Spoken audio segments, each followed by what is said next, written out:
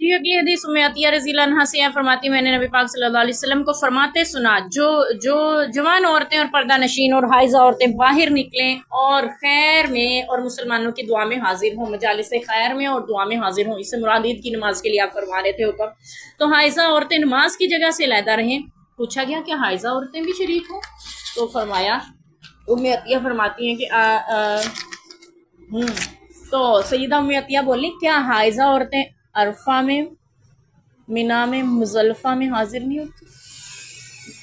तो यानी इस तरह उन्होंने फलां फलां काम में हाजिर नहीं होती ये शाम। तो इसलिए खातन को भी सिर्फ नमाज की जगह से दूर रहेंगी। ये पूरा तफसीली हम बात कर चुके हैं। अलबत्ता इसमें यह भी जिक्र है कि मजालिस खैर में भी शिरकत करेंगी। मजालिस खैर से मुराद जैसे कोई दरस हो रहा है, कोई कहीं पे आप मिल के अल्लाह का जिक्र करना चाह रही हैं, कोई जलसा वगैरह है, तो वहाँ पे हैज़ की हालत में भी जा सकते हैं, मना नहीं है।